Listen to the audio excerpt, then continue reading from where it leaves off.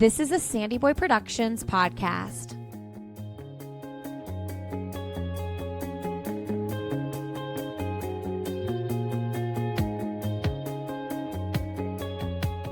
Welcome to Finish Lines and Milestones, a podcast for everyday runners.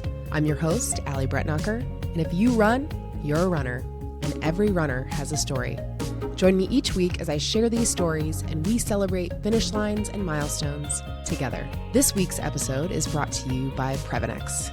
Previnex creates clinically effective supplements that promote longevity, performance, and everyday health. If you've been around the podcast for a while, you know I am a huge fan of Previnex Gut and Greens Superfoods. I take it every morning religiously. It's part of my routine. And you know who else also uses Previnex is national champion and Olympian runner Emily Infeld. And Emily Infeld is actually coming to Indianapolis for the Monumental Marathon and will be at an event that I am hosting with Lindsey Hein. So if it's good enough for Emily Infeld, it is good enough for you and me. I tell you what, the benefits of natural energy, gut health, immunity, even anti-aging benefits are all some of the reasons why I take Previnex every day. And if you would like to try Previnex, you can go to Previnex.com. That's Previnex.com, and you can use code ALLY15, ALLY 15, for 15% off of your first order. Thank you so much to Previnex for supporting this podcast. And now for this week's episode. This is a really exciting one. In case you missed it, I just ran the Marine Corps Marathon on Sunday with my dad. Not together, but we both crossed the same start and finish line. And I did a full race recap episode on Wednesday. So if you missed that, go back and listen. It has all the nitty-gritty details. One of the biggest highlights for me was having the opportunity to push for Ainsley's Angels, an organization that allows runners to lend our legs to somebody who can't cross the finish line on their own. And so I've done a few races with Ainsley's Angels. This was my first full marathon, and I was terrified.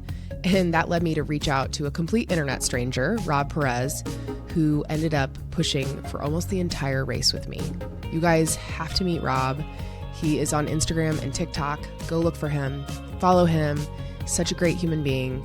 And again, go listen to the recap episode if you want, all about my race. This episode of the podcast is featuring my dad, and we talk about his running journey, how he didn't start until later in life, his first marathon, which was the same as mine on 10-10-10 in Chicago, his first Boston, which was in 2013, the year of the bombing, other races he's done, and how he swears he's done with the marathon. He even told my mom that, and she took a screenshot of the text he sent, so she has proof if he ever tries to run a marathon again. But it was such a pleasure, as always, sitting down with my dad, and I'm so thrilled that I get to introduce him to you. So enjoy this episode with my dad, Mark Hill. Dad, welcome All right. to the podcast. Okay, finally, I get to be here. How cool is that? You were giving me a hard time for not having Mom on first, so we should just acknowledge her immediately. She should have been on first. She wouldn't want to do this, though. I don't know. She'd be good. She'll be good. Okay. You heard it here first. Mom's next. Well, she's the reason that we've run. Would you say that? Absolutely. So she was a runner first before I started running, and she ran the mini. And I was so impressed she did the mini, and I thought, maybe even I can do that. So that's what got me started. Do you remember what year it was around when she would have done it first? Let's say it'd been the early 90s, I think. Wow. Yeah, in the 90s, yeah. The time of cotton T-shirts and cotton socks. It was pre-cell phones, for sure, so. Did you go cheer her on, or did she just go run it and then you... And kind of in her way, she just went and ran it, Yeah. So, yeah, I don't remember her cheering her on. I might have. Although she has cheered me on, so. That she has. Thank you, Mom. Mm-hmm. Okay, so what year was the first year that you did a half marathon? The half marathon, that had to be 95 or 6, something like that. Okay. I'm trying to do the math on how old I would have been. So I was 50, you'd have been 20-ish. Wait. Yeah. Is that the right math? You would have been 50. I was 40. Okay, I was 40, like, geez, 40. wait. You'd have okay. been 10. Yeah, there we go. I was like, I would have been young. Because I remember Maybe it was a little later. It had to be a little later than that because it was, the first one I did was when Morgan was her first communion. So That was the first year. That was the story that Dan Trotta. Okay, yeah, This is such a good story. Yeah, it's a good story. Let's start off with one of the best stories that you have. So it was the first one I did. I was running with Dan Trotta, and Dan had run before, and so we were running together. We were maybe halfway, and Dan said, "Hey, you know what? I'm gonna go ahead." Well, we had previously decided we were going to meet in Military Park at a certain place, and so I said, "Okay, we'll just meet at the hut, in Military Park." He said, "Okay," so he takes off. Somewhere in there between then and the finish line, I passed him, so I finished first. So he then thinks, "Oh, I'll just wait for Mark at the finish line." So instead of going to the hut where we were supposed to be, he goes and waits and waits and waits, and he starts to get worried. What happened to Mark? In the meantime, I'm at the hut waiting for him. Well, that afternoon, Morgan was supposed to be having her first communion. I'm like, where the hell's Danny? What's he doing? I was starting to get, irritated. Where is he? And then I started worried. I didn't know which. And at one point, I'm like, I gotta go. And so I was thinking, I'm just going to leave him, and he's going to have to figure it out. So this is all pre-cell phone, right? So I get to the car, and he's at the car. I am so mad. I'm just like, are you kidding me, Dan? If we were supposed to meet at this place, where were you? Well, I finished first, and I was waiting, blah, blah, blah. Anyway, so I rushed, and I went home, and I was speeding. I was crazy, man, trying to get there on time. And rushed to it and got to the back of the church, St. Mary Goretti, where Morgan was having her first communion.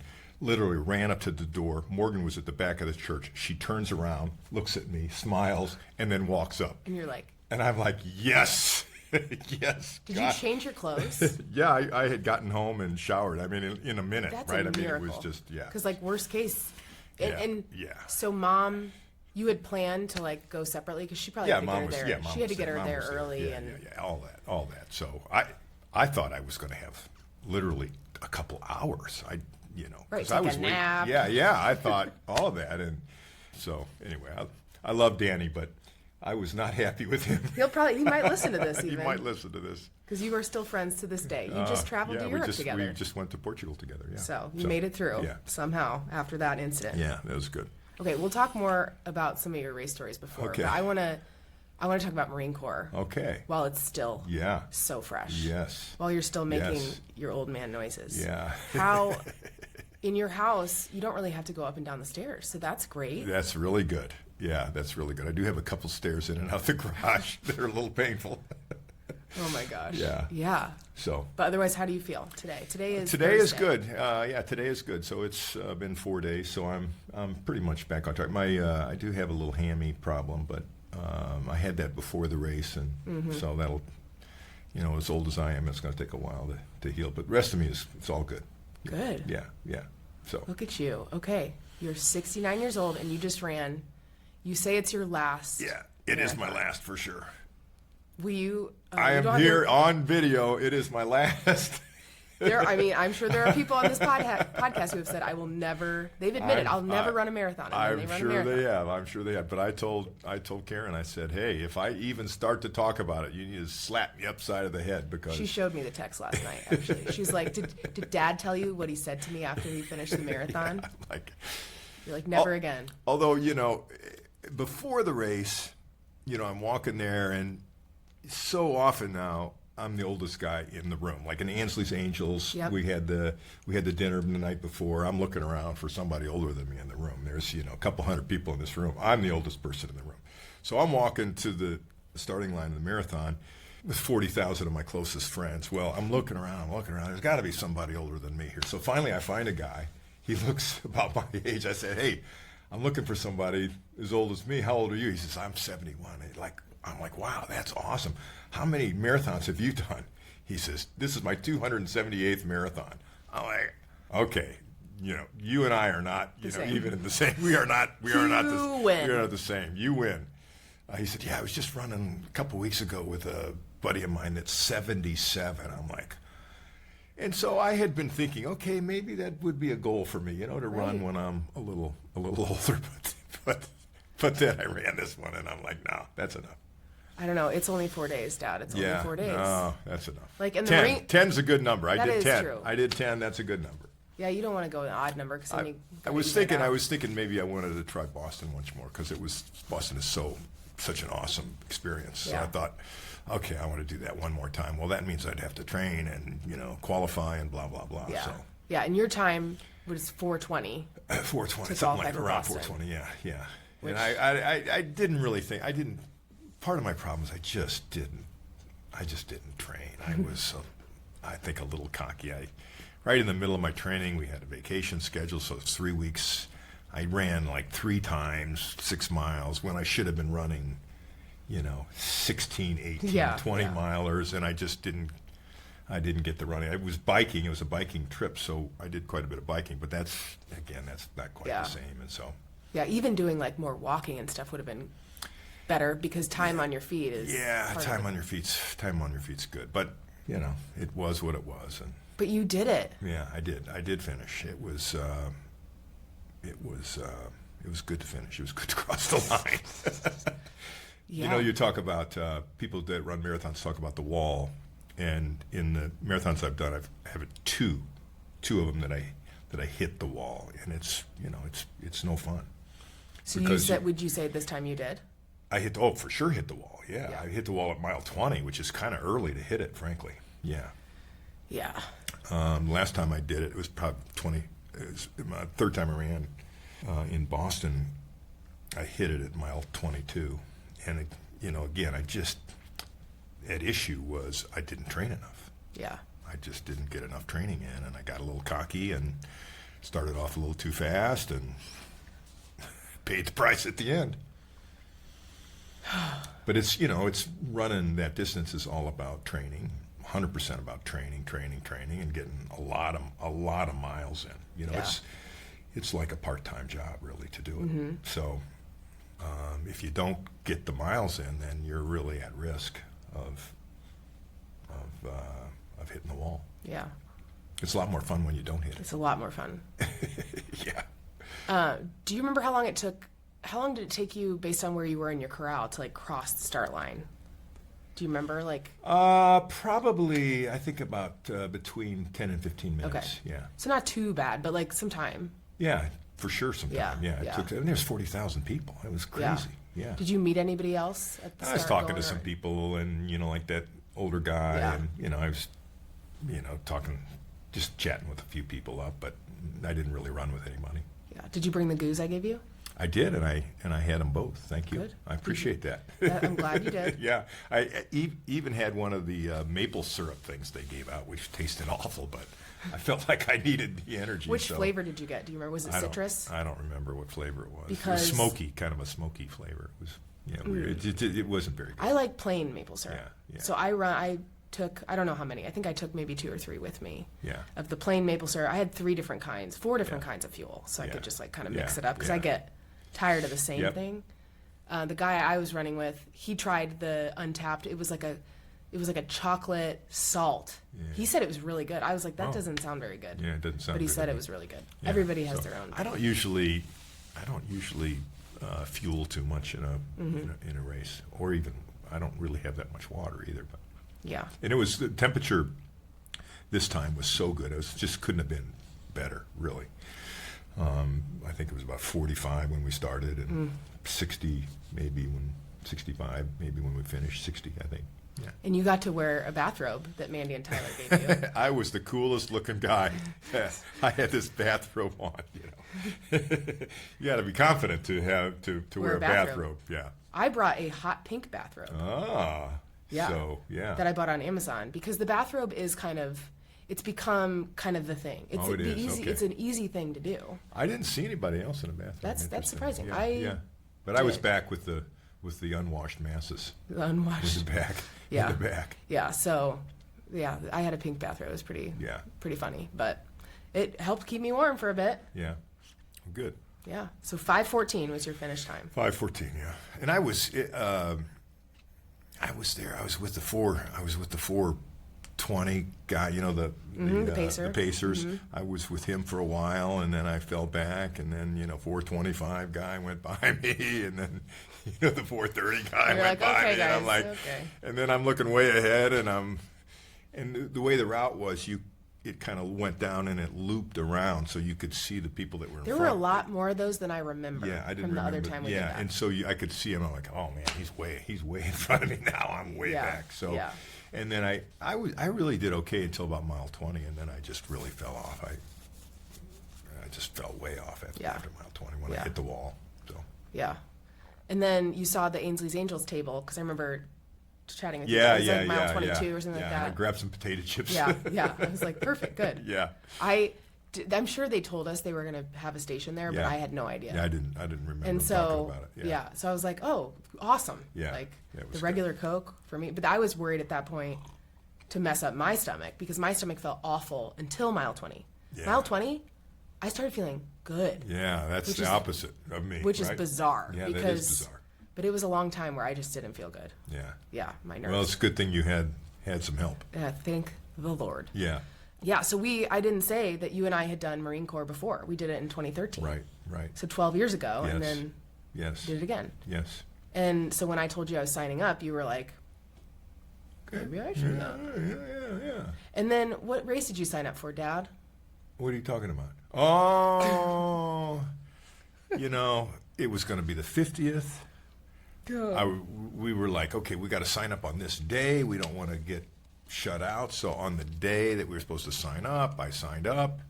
And I signed up for the wrong race. I signed up for the virtual race instead of the Marine Corps race. And so I didn't know. And you asked me, I don't know, 3 or 4 days ahead of time, hey, what time are you signing up for your bibs? I'm like, bibs? What are you talking about? I hadn't gotten any emails or anything. I had no idea what you were even talking about.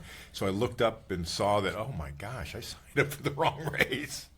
Which, I mean, a couple people, when I shared that story, people were like, why in the hell is there a virtual option? Yeah. But, I mean, ever since COVID, a lot of races provide the option for people to do it wherever they are. And for Marine Corps, you have armed forces that are deployed all over the world. Right. And so that makes sense. total sense. I mean, it was just me being old and senile. Yeah. As you made very clear in my subject line of my emails, yes. begging the race people to change it, which they did. It worked. I mean, I got my old and senile dad, 69. Oh my gosh. He can't even figure out the difference. He doesn't know how to sign up. So if you could just switch it, and then and then you got to meet Michelle Sledge, who was their head of operations. She was the one who made the switch. Yeah. She called you. Yeah, she called me at like 8 o'clock at night to say, that she was going to put me in the race. She was awesome. And, I got this number coming in, and I saw it, and I clearly don't usually answer the phone if I don't know the number. And then I thought about it. I thought, it's Falls Church. I wonder if that's somebody, from Marine Corps. So I called the number back, and she said, "Hi, Mark." I mean, it was like we were old friends. She was great. Hey, you idiot! Yeah, I got you. Yeah, I got you. And here she's running. I mean, she's basically race director for a race with 40,000 people. She's 3 days ahead. She had to be crazy busy. Yes. So. I mean, even for Monumental, like our team, seeing what our team does for 15,000. Yes. Yeah. And then you up-level that in the nation's capital. Right. I mean. Yeah. So she was awesome, really awesome. And then I did get a chance to meet her at the expo. So. I don't know if you remember me telling you this, but at the end of the race, after we finished, I was coming to try to find you at Iwo Jima at the statue. Yeah. So that we could get a picture there, too. I really wanted a picture there, and we didn't get one, which I still am kind of sad. Yeah, well, but I met face-to-face with Michelle with her megaphone, yelling at people like me to like turn around, because I was trying to swim upstream. I was trying to sneak along the fence so I could come to you, and she was like, no. And I was like, I get it. So then I turned around. Yeah, the dilemma with a race with that many people is the crowds and the effort that it takes to get to the start line. Yes. And then after because I probably walked from the metro maybe 2 miles to get to the start line. And then afterwards, we probably walked 2 or 3 miles get to the metro. And so. I bet it was less than a mile, but it felt like 5 miles. It felt like 10 miles. Yeah. People are going to be like, that math doesn't add up. I think it was like 0.7 miles to the Rossland station. That might be right, but it felt. And plus, we were in the crowd. For the first part of it, you're in this big crowd of people trying to get out. And everyone's trying to get the ponchos, and it was like. Yeah, it's mayhem, but I think they managed it. I think they managed it reasonably well, considering that many people. That many people. Yeah, our worst part was the traffic for the expo. Yeah. That was bad. Yeah, getting into that was. I didn't tell the Tesla story in my recap, so maybe you could tell just that quick story. Yeah, so we were waiting at least 45 minutes to get in. The traffic was really slow to go the last mile to get into the parking lot. So we were literally 100, not even 100 yards away from turning into the parking lot, and the cops were in front of us, kind of directing traffic. Well, they wouldn't, for whatever reason, they didn't let our lane go, And I said, Allie, why don't you just go in? She said, okay. So she went in, and I got in the driver's seat, and then I thought, oh my gosh, I don't have the key. So maybe a minute after you left, I called you, and you brought the key back. Thank God. Thank God you brought the key back, because then finally you left, and then the cops came and whistled us on, and there's all these cars, they're honking. It's just this, it's mayhem, right? It's just, and then all of a sudden I tried to put the car in drive, because I have a Tesla, it's no big deal. Put it in drive. Oh my gosh! Where's the key? The car says I don't have the key. I'm like, the key's right freaking here, and I knew that it wanted me to put the key somewhere special. So I'm putting here, there, everywhere. All the cars behind me are honking. Everybody's going. I'm like, oh, you got to be kidding me. I've been sitting here 10 minutes. And finally I figure out, where I have to put this key, and I put it down and I go. But it was just this moment. Felt like 10 minutes. 10 minutes. It had to be 30 seconds. But it felt like this just awful feeling, right? It was nuts. It was nuts. Just like another layer to add to the madness. Another layer what of the madness. We had to go through. Yeah. Like the first marathon. Getting to Expo, getting to the start lines of marathon. And then after we left, too, like we went through the Rosslyn metro station, and the escalator was shut down. Yeah. Oh, yeah. And that was just, at that point, you're like laughing, because it's like, it has to be 300 freaking stairs. Yes. And we're all hobbling down it. Yeah, everybody was like moaning and groaning. Everyone's like, this is ridiculous. Crazy. I can't believe we're doing this. But had that been like the day after, having to go downstairs like that, yeah. It wasn't as bad as I mean, it wasn't fun, but we made it happen. And then we walked from the metro. It's a story. It's a story. Yeah. And that is the thing about the difference between doing a race that's a big one like a Chicago or New York, where you're doing this big race where they have 30,000 people, right? It's just, there's the logistics of that are just hard. Way different. Harder. Things, don't all go right, and which is more, why something like the Monumental's better. It's less hassle, less people, right? It's just or the Carmel one, or there's a ton of different marathons all right, over the place. A million. Yeah, so for people who complain about stuff like that, it's like, hey, like, one of the things I wish I would have done is probably done more different marathons. I did 3 Chicago, 3 Boston, 2 Marine Corps, 1 Illinois. 1 Illinois. Does that add up to 10? Yeah. What are we forgetting? Close to 10. Yeah. Okay. Well, I know you have done 10. I just forget how many. Yeah. Okay. Okay, so let's talk about your first marathon. First marathon, 10-10-10, I think. Yeah, and you yeah, that was my first marathon. Yeah. I think actually of the 10 that I've done, honey. Yeah. I've done 5 with you. Oh, that's pretty cool. Yeah, it's way cool. That's way cool. It's really the only reason I did Marine Corps, frankly, was because you were going to do it. Yeah. And sorry, Mom. So that was good. So the first one was Chicago, another really big race. This was before, before they had the lottery, so it was relatively easy to get in. But it was a big race even then. It was probably 25,000 people, and I trained. I think I was 54. It was 10-10-10. Yeah, so I'd have been 54 when I did my first one. That's in and of itself is really amazing. I think I did like 4:30 or 4:20, something like that. Yeah, so, you beat me. You kicked my butt. Yeah. So that was probably the last time that happened. No, your Boston qualifiers. Yeah, well, that's still got me. But then the tables did turn. The tables did turn. So, yeah. So, yeah, what a great experience. That was a beautiful day, I remember, and I do remember the first half that I did, thinking when I crossed that line, okay, now I'm going to turn around and go back. And the idea of that was just overwhelming. I'm like, I'll never do it. I'll never do it full. It's like when I started running, people said, oh, be careful because you'll get like addicted to running. I'm like, I hate running. I hate it. I will never get addicted to running. But then I started running more and more and more, and so I had the time. So then I decided I was going to do a marathon. It was really just a matter of training and getting the miles in. Mm-hmm. It really, because if you think about your training schedule, you just inch your way up, inch your way up, inch your way. Every week you go a little further, a little further, a little further, and before you know it, you're going 20 miles. Yeah. And then you're like, okay, I can do it. For your marathons, most of your training, has it been on the Monon Trail here?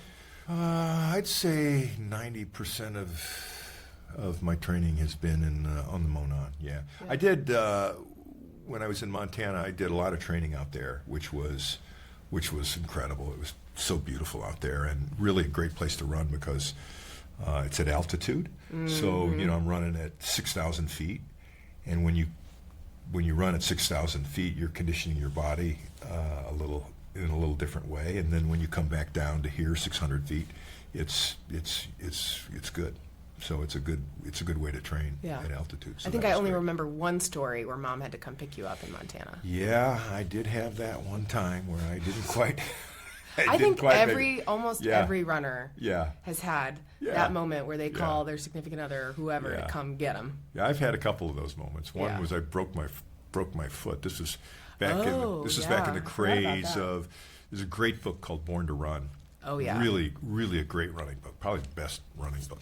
But it's just an interesting book. And one of the things that it did was it was kind of advocated the use of these minimalistic shoes, right? So they got toes in them. It's like running barefoot, right? Yeah. And it advocated that. And I remember I was all excited about that, right? And I read about it, and I was going to do it. And I'm running in it, and I talked to Bob Kennedy, an Olympian runner who had a shoe stores, right? And he's like, you're crazy. You're going to hurt yourself. I'm like, oh no, I read this book. I'm all, I know more than you, Bob.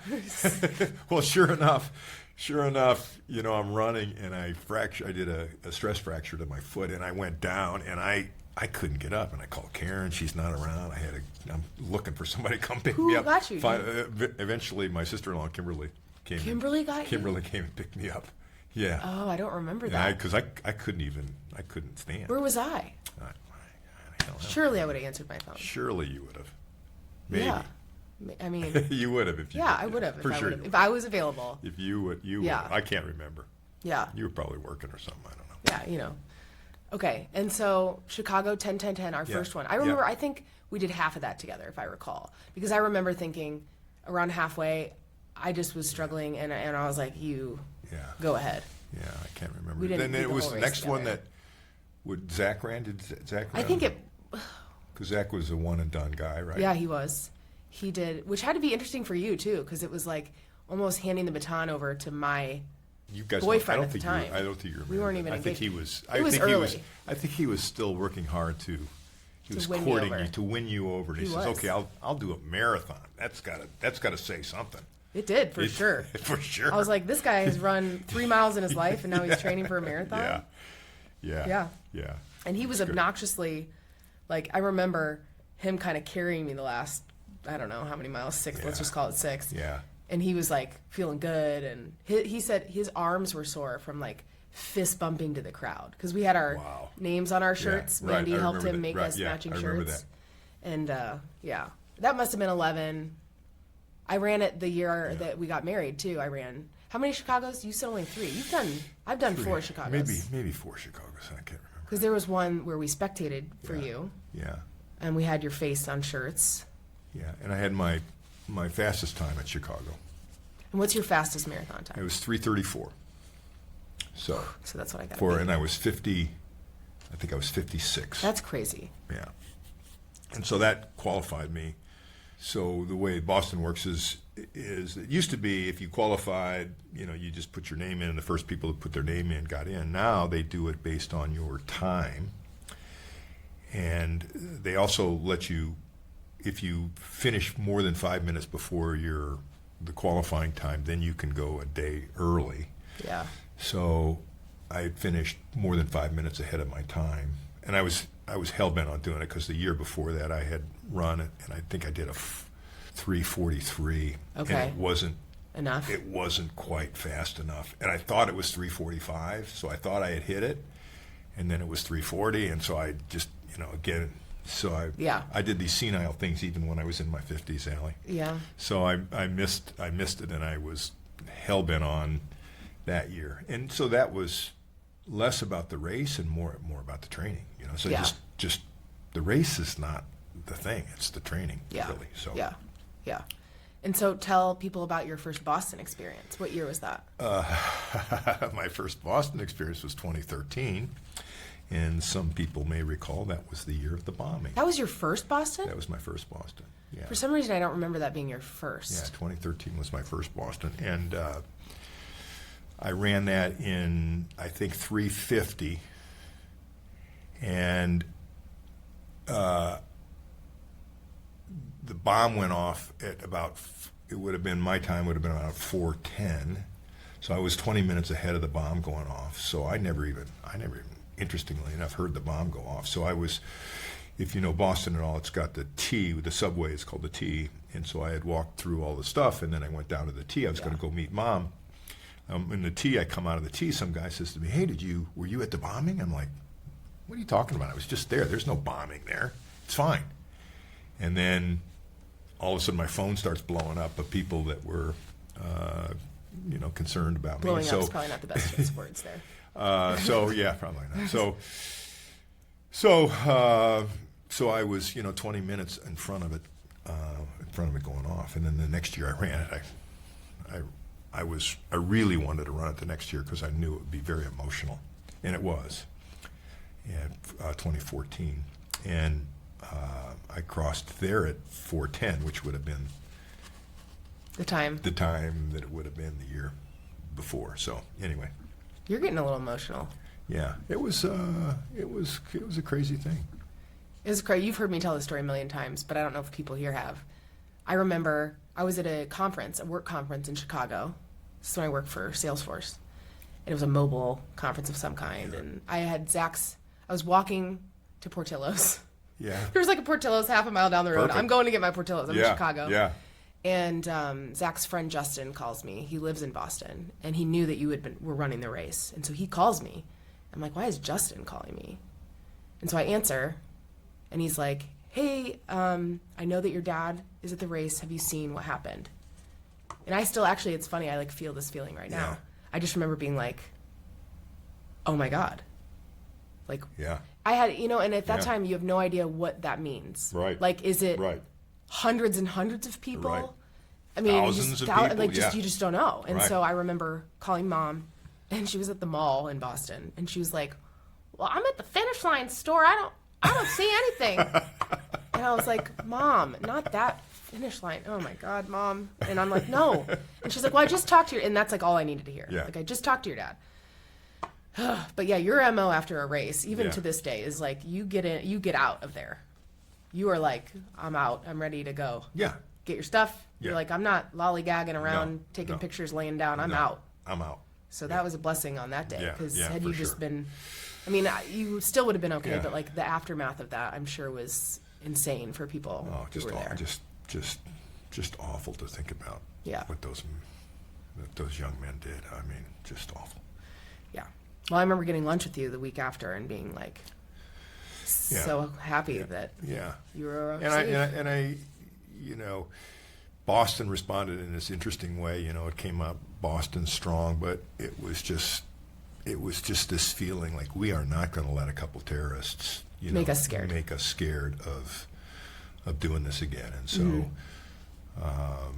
obviously there's a lot of security around it, but they did it, and I give them a lot of credit. Yeah. Was there any security for you at Marine Corps?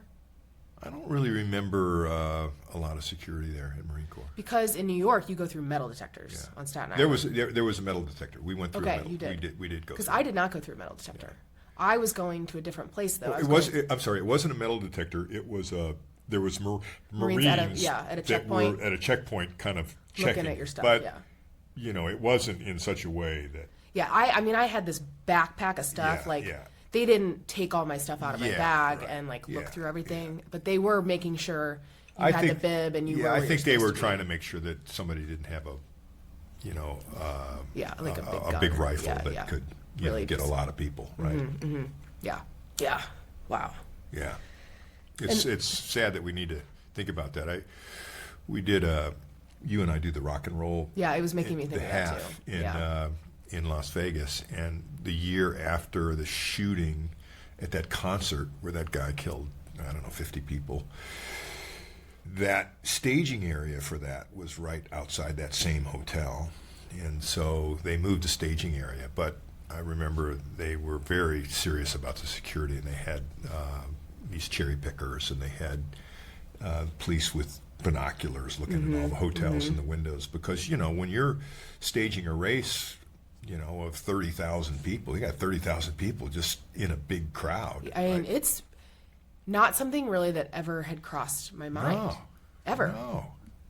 Yeah. And so, that's made that a little different too. Yeah. What's the first year you did Vegas half? Oh boy, I have. Because you tried to get me to Yeah. do that for a long time until I finally did. Maybe 10 years ago or something like Okay. that. Yeah. Do that with my cousin and my cousin's son, and who, Dan used to not train. I know he's in his early 30s. Now he's getting to be 40. And he's got to work a little harder. Yeah. Well, it's like Zach, my Yeah. husband, he, in the Indy Mini where he does it every year, and he finally, last year or 2 years ago, he didn't eat, and he, barely tried. I'm like, what do you think? You are not invincible because you go lift weights every day. Like, you got to actually put in the work, man, if you're going to not be miserable. That's the difference between being 30 and being 40. Amen. Yeah. Yeah, so Vegas, the first year I did Vegas, I actually am not going to remember the year off the top of my head. Maybe 22. Yeah. I don't know. Yeah, I don't remember. Yeah. You finally got me to go out there, and now that's kind of our thing. Yeah, it's fun. Yeah. My friend Selena, though, got married on that weekend one year, so that missed one. Yeah. But now I'm like, okay, let's do it. Yeah, it's good. It's so fun. Tell people what you like to do in Vegas. You mean play craps? I mean, play craps. What else do you do in Vegas? This is all, you guys, it's all my dad does. All we do is play craps. My dad does not eat. Like, there's no, let's go to a nice dinner. It's like, no, we're playing craps. I mean, we're in Vegas. You can go to a nice dinner here. Why would I do waste my that time? there? Yeah, why would I waste my time out there when I could be at a craps table? Yeah. So, as a result, I've learned kind of how to play craps. I still you're still kind of my crutch. Yeah. Well, rules. You're getting better. Yeah. We had a pretty good run at Bellagio this year or last year. Oh my gosh. Yeah. We so did. That was fun. Yeah. 2 out of the 3 times I've done the Vegas half, I've come home with hundreds of dollars. Yeah. Well, the reality of craps is that you lose.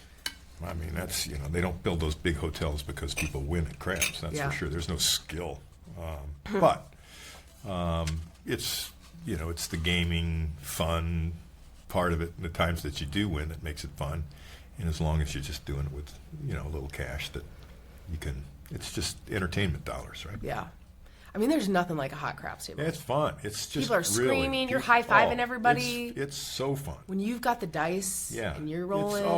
That's just fun. Yeah. Yeah. So literally on this weekend, we would get up, maybe grab a breakfast, and then we're going to the craps tables.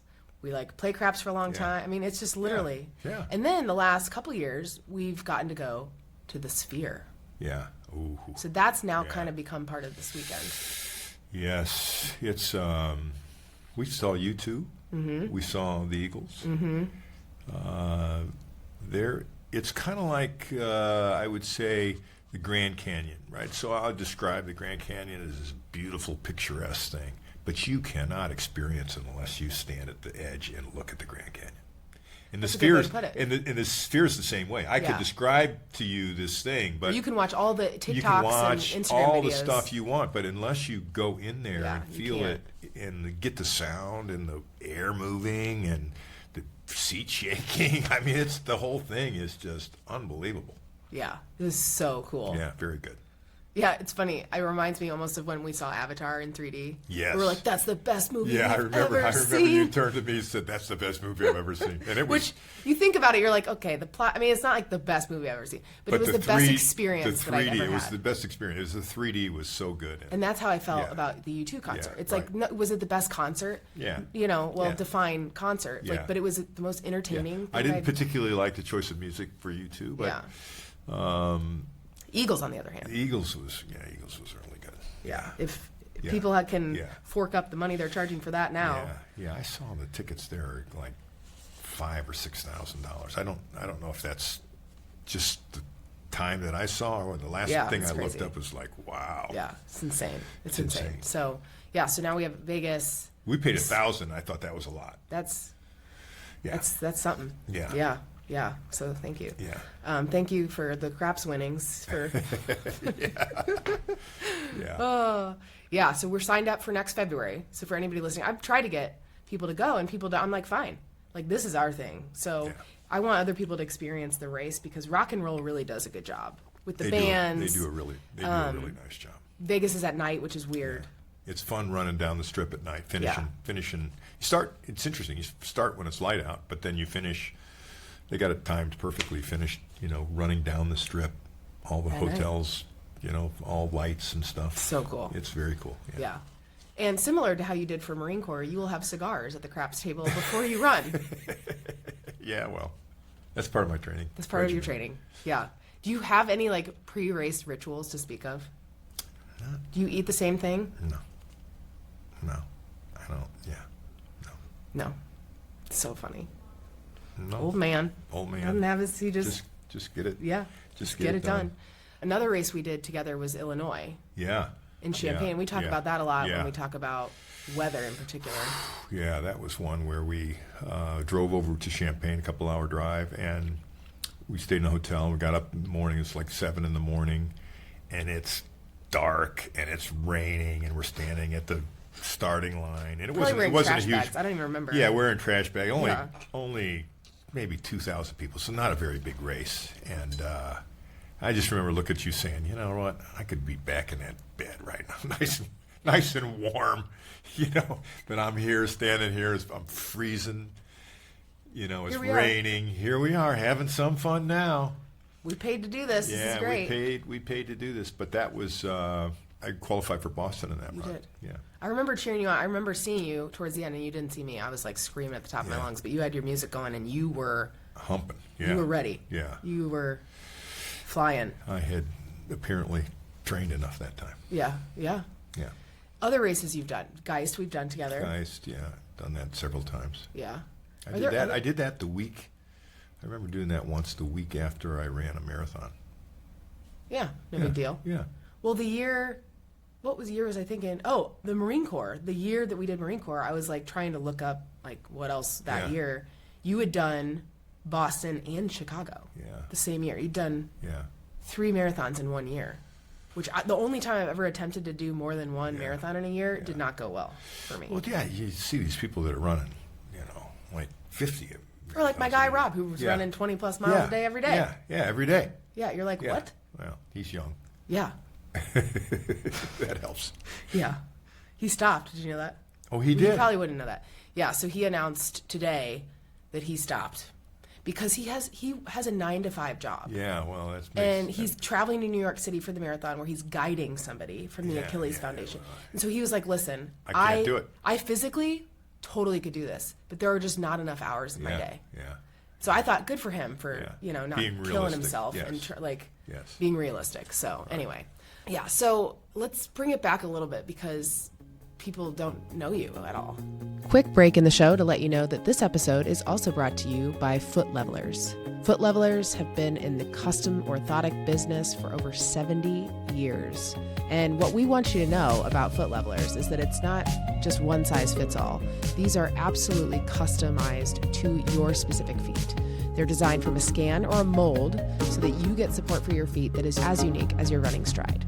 There's 3 arch support, so typically in normal inserts you might just have support for 1 arch, but these are made for all 3 arches of the foot, which creates a stable foundation for your entire body. And of course, then that provides entire body benefits. So proper alignment can reduce stress on your knees, your hips, your spine. It's great for runners that are trying to prevent injuries, which is all of us, I think, or anybody dealing with daily back pain. There's options for every shoe and lifestyle, so it's not just for your running shoes. If you're on your feet all day at work, great option for that as well. So if you would like to try Foot Levelers, you can go to footlevelers.com and search for a provider near you.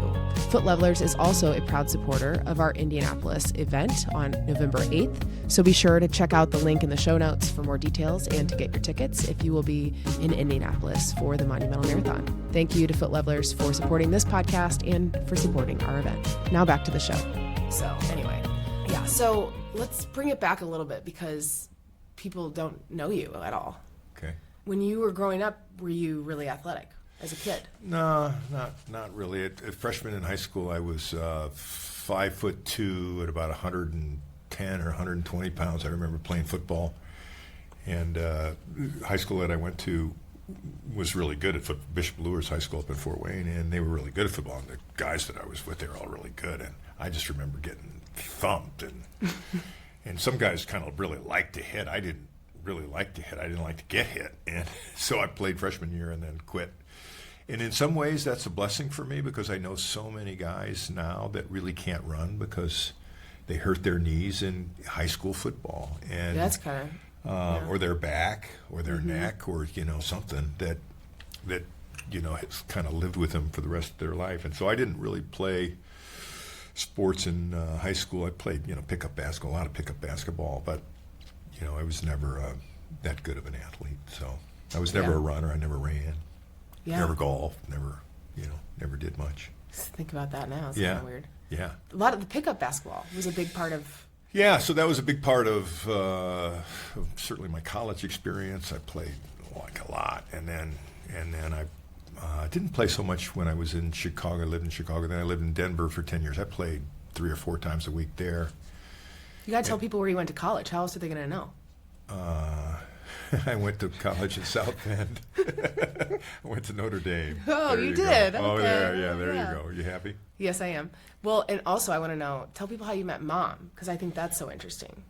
I met her in high school. Yeah. Yeah, and I still remember her as a freshman. She was walking down the hall, and I thought, oh, that's a cute girl. I haven't seen her before. Yeah. And then your cousin dated her first. My cousin dated her first, and I had to haul him around, and I really didn't like her then. And then at the end of senior year, I asked her to the prom, and so we went to the prom together. And Pretty sure, didn't she make her dress? she made her dress. We picked the flowers. Oh, that's cute. Yeah. Do you have pictures of that? I'm sure there's pictures around somewhere.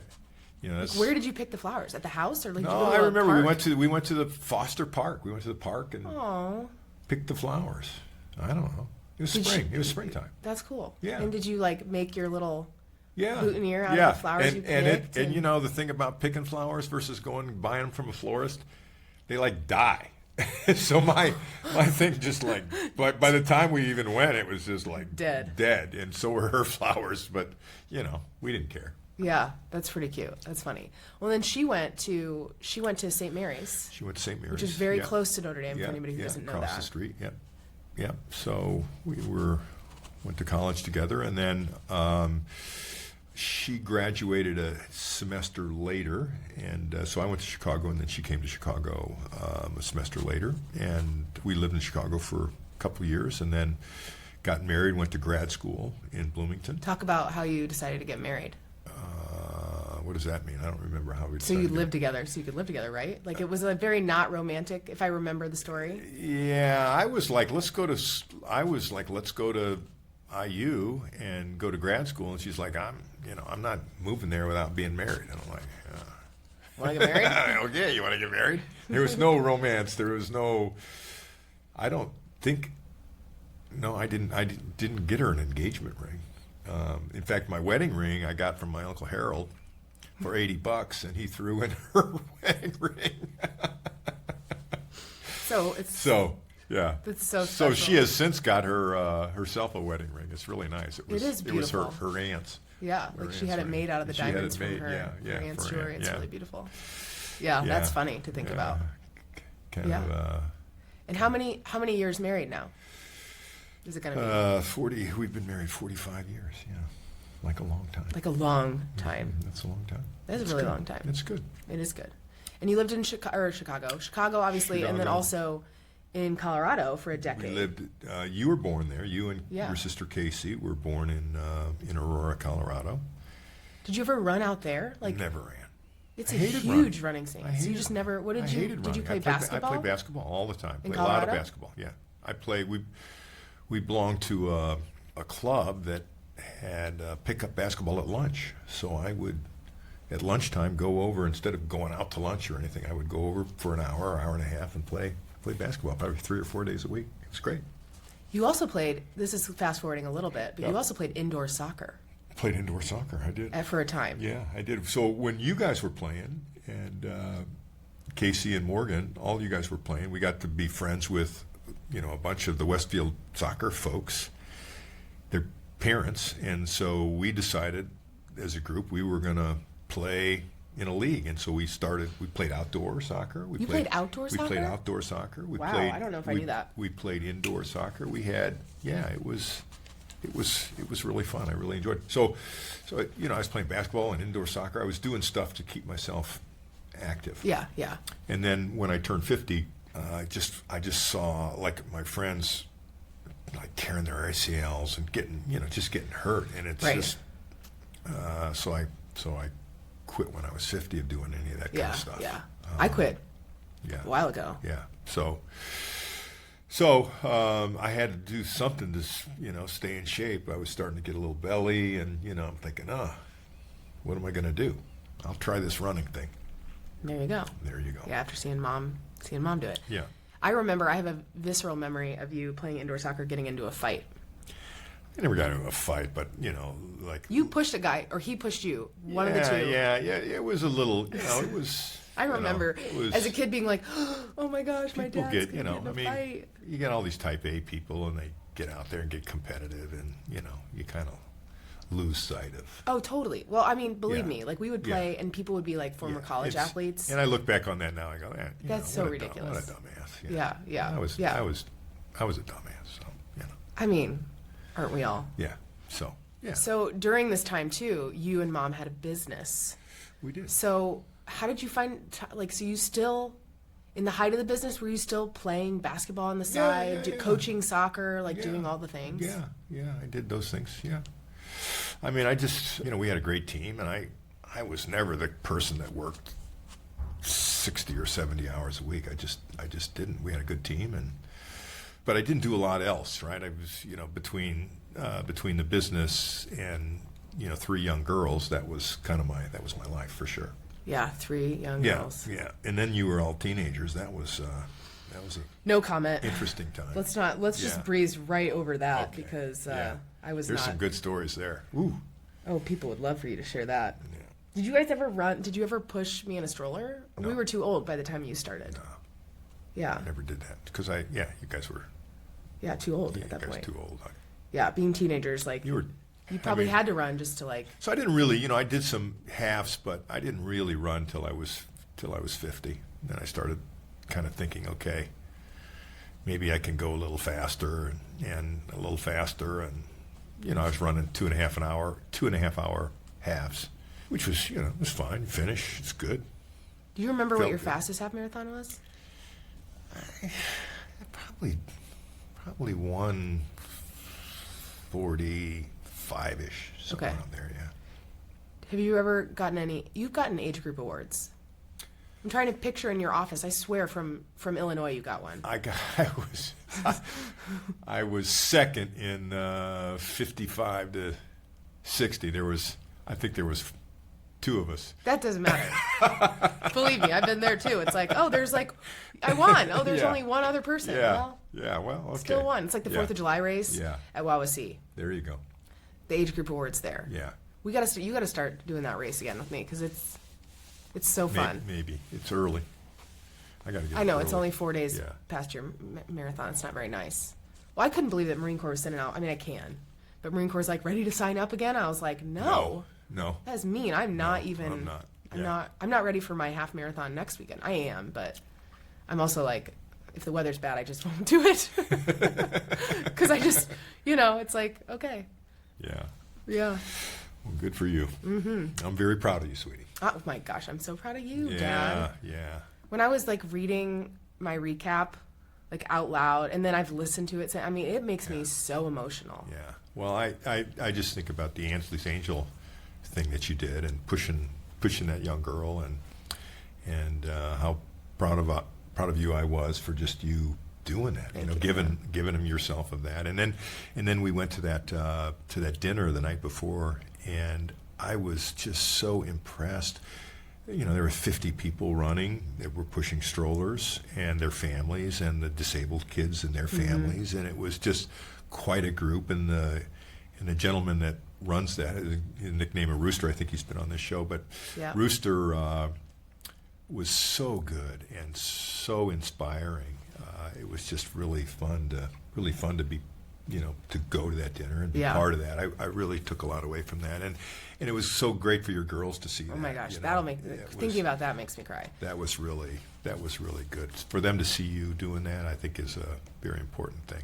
Well, Sydney has show and tell tomorrow, and she goes, "Mom, I can't decide. Either I bring like one of my race medals, or I really like to bring the Ainsley's Angels book to show my class." And I was like, That's a good one. so cool. That's really cool. And last night I found her reading the book in bed to herself.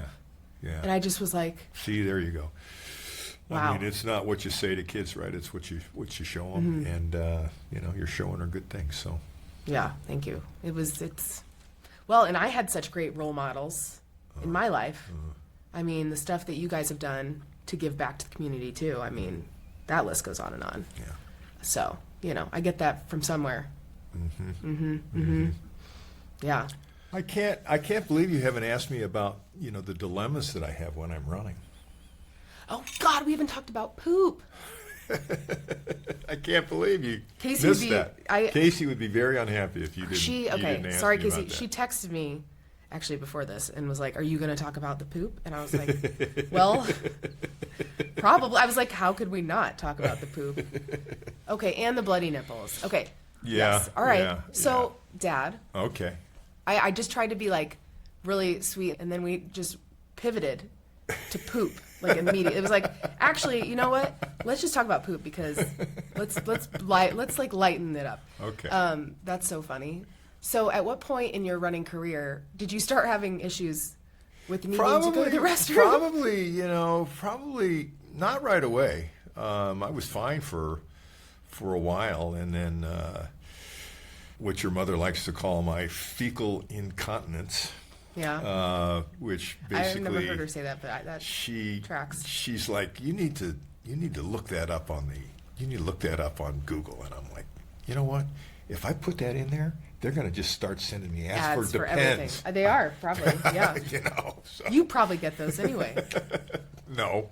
Not yet. But now I you will now. Now you will. You're welcome. But for me, all of a sudden, what started happening is when I had to go, there's nothing I could do. I was just gonna go. I had maybe 30 seconds between the time I felt like I had to go and then when I went, and I had nothing to really say about it. So, and the bad part of it was that running tended to kind of bring it on. So I'd wait around in the morning, try to go, and I'd go, and then I'd be, okay, good, I can go. And then I'd go out, start running, I'm like, oh no, here it comes, and maybe a couple times during the run. What is the craziest place you've pooped? I'm not talking about that. Why? I mean, Nobody. come on. It's probably been a while. No, actually, the crazy. Come on, just tell the people. So we were in Portugal. Oh no, Mom, poor Mom. And I got a couple runs in, and I had a run, and it was just beautiful along this Douro River. It was this beautiful run, really. And I'm on this road that's along the river, and it's kind of winding, but then it's got a big wall. So I'm running along the wall, and the road's kind of narrow, and then there's a fall off to the river and a thing to keep you from going off the road, a barrier. Mm-hmm. So there's like nowhere to go, and all of a sudden I gotta go, and I'm on the road, and I'm looking around. There's not much traffic, and You just poop in the road. just like, well, I got a little bit off the road, but Just pull your pants down. Gotta go. White ass. I can either do it in my pants or I can just, try to miss. So, Did you successfully miss? And I successfully missed. Oh, God, I need to get you more of those butt napkins.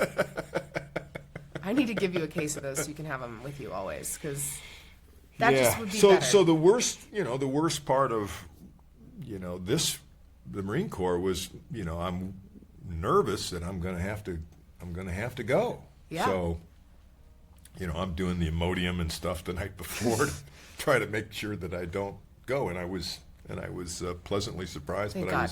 I was successful. Yeah. Because here's the thing, like when you started running and like maybe had some of that, like there weren't so like the video stuff there is now. Yeah. Now, like this poor guy at Boston a couple years ago pooped in someone's front yard because like that's what he had to do, and it was on their Ring doorbell camera, and he was on the news.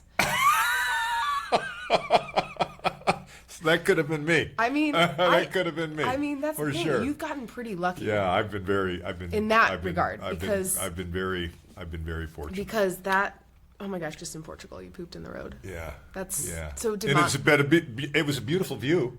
Yeah, I could see the river, the valley. So there were no cars past you. No cars. I was hoping that somebody didn't come around the corner when I was going. Right. Well, no, that might like blow it around. That wouldn't be fun either. Well. Yeah. I wasn't like on the road. Yeah. So.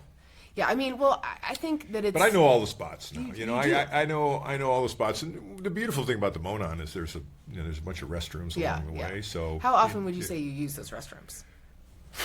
All the time. Okay, yeah. So you make it to them. Yeah. I usually can make it to them. Sometimes got to jump into the bush. I mean, I've had to do that one time on the Monon. Yeah. One time only. Yeah. And I remember thinking, I'm a real runner now. I think most people who run a lot have probably had that absolutely. experience. If you have not pooped yourself or pooped Yeah. in the woods or like somewhere Yeah. you're not supposed to, Yeah. like then you should be working harder. Yeah, you're just hoping when you go in there that somebody hadn't been there before you. Right. So. Oh boy, Dad. Yeah. In fact, I think one of the things that your mom's got most irritated me about is like I'll come back from a run and I'll, take a shower and I'm, cleaning myself off and all of it doesn't quite make it way down the drain in the shower. She can get irritated. She can get more than irritated. The fact that She's you are about not ready. banned from the shower. She was talking about having separate showers. I can't believe that hasn't happened yet. I'm kind of surprised. Bulldozer to that. I'm kind of surprised she hasn't put me to the other bedroom. Yeah, right. So yeah. Anyway. Well, you do have separate beds, which I think that's great. Yeah. It's hard to say. It's not like you like snuggle up when you're. I mean, I don't know. Maybe some people still do that. Yeah. But it's like having the ability to sleep. Yeah, well, so I could sleep anywhere. It wouldn't bother you. It just doesn't bother me one way or another. But for her, she's a very, very light sleeper. Yeah. And I am not, and so I'm moving around, and in the middle of the night grabbing the sheet or whatever, and that wakes her up, and she just, so she's got a good routine now where she's got this special cover, and so she sleeps better, and she's, she feels better. So yeah, it works. Yeah, so separate beds first. Yeah. Now separate showers. Yeah. You already have separate toilets. Yeah. So that's key. Probably coming. I wish we had separate toilets. Yeah. Yeah. So that's also nice. But Yeah, mine's taller. What a luxury. Mine's taller. It is. I am blessed in that way. That you are. Yeah. I can't believe we almost forgot to talk about that. That would have been bad. Casey would have never forgiven me. Casey would have. She said, "There's one thing I want to hear about." Yeah. The other thing I remember back in the Indy Mini days was we would go to Dr. Greg Wall's house. Yeah. Your friend. Yeah. Friend Greg, and we would get ready at his house, and that involved me like seeing you guys like all put Band-Aids on your nipples. Yeah. And I remember being like, "What in the actual world is this?" Like. Yeah. Because I didn't know or have that problem, and so. Yeah, well, typically, obviously, it happens in the cold, and when it's cold out and your nipples become erect and you're running, and depending upon the kind of shirt you're wearing, it can rub, and it's if it happens, it's very painful. I can't even I can't imagine because I've had children. Yeah. But it's very painful, and so we just get in front of it. But Greg, I think, had one year he had bloody nipples. I mean, that's like that still happens to people. Yeah, and it's, when you see somebody and, there's like blood coming down, you're like, ooh, that's and then it hurts for, a couple days. A while, yeah. Yeah, so we were just avoiding that. Yeah, it was funny, but it was like for me being like, oh my gosh. Yeah, like, what are these old guys doing? Well, for me, I was in college the first time I did the mini, which for some reason in my head I had thought that I was in high school, but I think there was a year where I trained with Brittany Fraley, my friend. Yeah. And we were like, yeah, let's try to do it, and then we like half-assed it and didn't do it. I don't even know if we would have registered or anything like that. But you had tried for a while to get me to do it. Yeah. And we never quite got Casey there. No. There's still time for Casey, I think. I don't think so. Well, we'll see. Morgan is a runner. Morgan's a runner. Yeah. Yeah, my youngest sister. So. Yeah. Yeah. So you got 2 out of 3. I got 2 out of 3. Yeah. Not bad. Well, and then, I think you'll be able to do 5K maybe with Sydney if you'd want to. She's ready. She's started asking me about doing a 5K. I'm hopeful that I can do a half with her. That'd be pretty cool. But she's a few years away from that. Yeah. So I got to just stay in shape enough that I can do a half. Yeah. Now might not be able to actually run with her because she'll probably be faster. Oh my gosh, that's true. She would have to. She is. So she's faster runner than me now. So she's a faster runner than me now. And but I'm a faster swimmer. For now. We'll see how long that lasts. We'll see how long that lasts. We forgot to talk about this when we were talking about Marine Corps, like the race itself. Yeah. But like when you got to see them. Because that's really cool. Oh. Is being able to see your people during a marathon is like. Well, one of the very cool things was that you were running in it and I'm running with you. But then, seeing my granddaughters there, I don't know, they were mile 11 or 12. And you saw them at 11. Are you talking about the National Mall? Did you see them one time? Yeah. It was like 16. Oh, that was 16. Yeah. Yes. Okay. So I was still feeling pretty good. I know that. Yeah, that's good. Because if you see the picture of me, I'm still you can put your got hands my up. arms up, and I'm still feeling okay. But I do remember saying to her, "Oh, I'm glad I saw you guys because I get to stop for a minute." Yeah. But it was really exciting to see them. Yeah. It was so cool. It was really cool. Yeah, the pictures are just worth it. Really 1,000 cool. words. And hopefully that's a memory that Sydney will have. Yeah. Yeah, for sure. Yeah. Yeah. I'm not sure Sloan at 4, but Sydney probably. Well, I mean, 7. the thing now with them is, like the amount of times they look at my pictures on my phone. I feel like some of those memories will just be like seared into their brain. Yes. Even though they don't remember experiencing it. Yeah, it is. It is an interesting thing how kids growing up today have a zillion pictures of themselves. I mean, I think about the pictures that I have of when I was a kid. I have a handful, right? It's so weird. I have thousands of pictures of those kids. Yeah, and they won't even be able to go through them all. Nor would they probably want. I mean, yeah. So that's a different, it's a different era. Mm-hmm. And then we were messing around with the AI video stuff. I've been messing around with Grok, and it's really easy to use Grok to do AI video. And so I was with Sydney and Sloan and their cousins, and we probably spent an hour doing these fun videos where you just take a picture and then the AI creates whatever it wants to create, and you just we had a lot of fun doing that.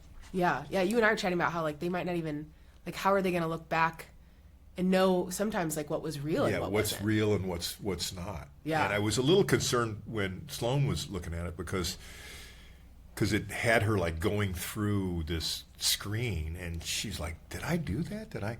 Right, like what? She's struggling a little bit with what's real and what's not real, right? Because it was a picture of her doing this thing, right? Mm-hmm. And so it's that's an interesting thing that's happening, and what can I believe in what's true and what's not with respect to video now is it's gone. I can't look at something on video and just assume that it's right. No, especially and sadly with most people do still. Probably.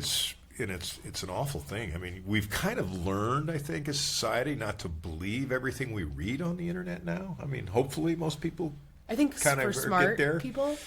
And it kind of doesn't even matter where it comes from. It's kind of like, Yeah.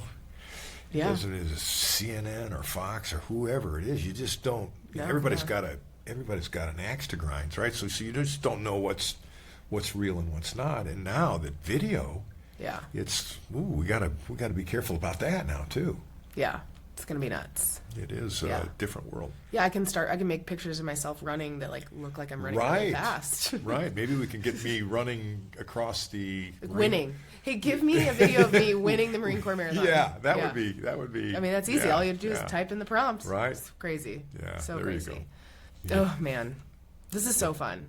I'm gonna ask you the end of the podcast questions. Okay. And there's two, and I'm gonna kind of tweak the first one a little bit to be a little bit broader. But I ask, what is your favorite running mantra and or song? Yeah. So I'll let you answer that first. Well, those are two things. I think. It is two things within one question. Yeah. So the mantra is. Don't poop yourself.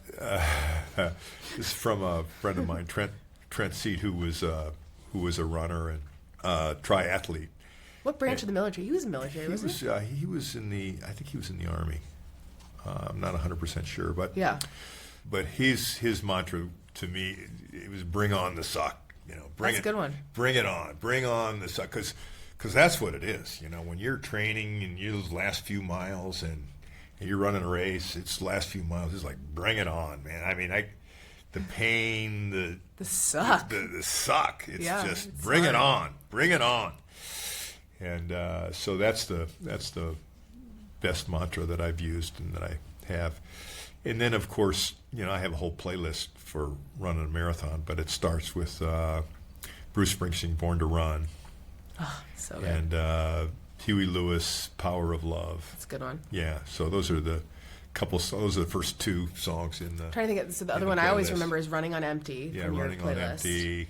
Because there'd be times where we would share AirPods and run. Yeah. I don't know when that would have been, like just training for stuff or when we would run together. Yeah. And we've shared a lot of miles outside of races too. Yeah, there's a lot of good songs. Sometimes I go to extremes. Ooh, Billy Joel. Yeah, that's. That's a good one. Yeah. Yeah, talk about going to extremes. Yeah, for sure. Yeah. So those are good. Yeah. Other would be like any just general wisdom from a 69-year-old man. Oh wow. Yeah. I know but I gotta capture a little bit of that. Yeah. I life is such a blessing. I think we so much take it for granted, right? And we take, I live in Carmel, Indiana. Well, people say, "Oh, Indiana." It's like, oh my gosh, this is such an awesome place. Like, look at this library. And there's so many places in the U.S. They're so awesome, right? We have so much. And, if somebody in the average income in the United States, they're in the top couple percent of people in the world's income, right? So we as human beings have this tendency to look at people in front of us, right? And have more than us, or they're prettier than us, or they're skinnier than us, or they're faster than us, or they have more money than us, or whatever it is, right? It's like, wow, just being grateful for what you have. And I've been incredibly blessed. So, so being grateful, I think, is true kind of no matter where you are, what you have. It makes you just more content. The other piece of advice that I think about a lot from you is, if you're wondering whether or not you should show up for somebody, to just show up. Oh yeah. I think when you lose somebody in your life, and then people show up for you, I think all of a sudden you go, oh wow, yeah, that matters. And somebody loses somebody, obviously it's awkward. What do I say? I don't want to say something dumb. Yeah. Well, you don't have to say anything. Right. You be there. You need to show up, and I'm here for you. Yeah. I think that is just one of the best pieces of advice you've given me, because I try to take that to heart and be like, oh, would it be like, should I? And it's just like, well, just do it. Yeah. Just Yeah. just do it. Like, I don't know. I have friends who've lost somebody. I call them. Yeah. Call them. You know what? If they don't want to talk to you, guess what? They won't answer the They phone. won't answer the phone. Yeah. Yeah. But they know you called. yeah. Yeah. Yeah. Yeah. So good. Yeah. And then the last question I ask is, what's your next finish line Oh. and or milestone? Since for you, we're not, Vegas. We are. Yeah. Well, yeah. Vegas. That's my next. That's my next run. So. Then milestones. You're going to turn. Oh, what are the we big doing next year 7 for the big 70? 7. So my friend Greg Wall, who we talked about earlier, Yeah. just turned 70, and he was in grade school and high school with me, and so he's the first. My other friend from that era, Matt Kelly, is going to turn 70 in January, and I'll be in April. And then mom's in May. And mom's in May. My cousin Paul's in July, and so we're all. Year of the milestones, It's man. I'm the going to be year- 40. Yeah, 40. Oh, wow. It is kind of cool since you guys had me at 30 that we share those milestone years. Yeah, that's cool. And I remember my 40th birthday party. Mom put a surprise birthday party. I don't know if you Over the hill. I remember. Yeah. I remember it being a lot of over the hill decorations and Yeah. thinking about that now, like I'm about to turn 40. Yeah. And I'm like, and oh, you remember your dad turning 40. That's like, whoa. wow, he's really old now. It seemed like he was old then. Right? Now you're like, okay. Okay. Yeah. So are you going to do anything? I haven't really thought about it. Yeah, I don't yeah. have any. Gotta do something. I've never Gotta do really been huge on the milestones. I do remember a good saying though. When I turned 60, I was thinking, oh my gosh, 60, and somebody said to me, Mark, you're going to wish you were 60. Yeah, you said that to me, and I was like, oh my God. Yeah, and I'm like, wow. And now I think that was very insightful. I wish I was 60. Yeah. It's crazy. Yeah. Oh, Yeah. So it's it's a matter of enjoying. And the friends that we talk about getting older, and it really is about enjoying what we have, and everybody's got ailments and this and that. It's like, okay, let's talk about our ailments, but let's get beyond that, and then enjoy life and enjoy the time we have, and be grateful for what we have. yeah. So, This is so fun. oh, good, Finally got to do this. yay! Now we'll have to What get number? Mom What number? 100 and This will be 132, maybe? jeez, wow! 132 in the 130s, yeah. Well, congratulations to you for doing 132. Who would have thought? Yeah, who would have thought? Not me. Yeah, oh, It's good. been pretty fun. Good for So, you. Thanks for doing it with me. So good. Thanks for All right, trudging around D.C. for me. all right. Well, I love you, sweetie. Dragging it. I Very love you. proud I'm of so proud of you. Yeah. It was so fun. All right. All right. Thanks, everybody. Happy running. Happy running. Survived. Very nice. If you enjoyed this episode of Finish Lines and Milestones from Sandy Boy Productions, please share, rate, review, text my dad, tell him you loved it. And thank you so much to Foot Levelers and Previnex for supporting this episode, and to everybody who supported me and my dad throughout this crazy journey of running the Marine Corps Marathon. Couldn't have done it without you. See you next week. Love you, Dad.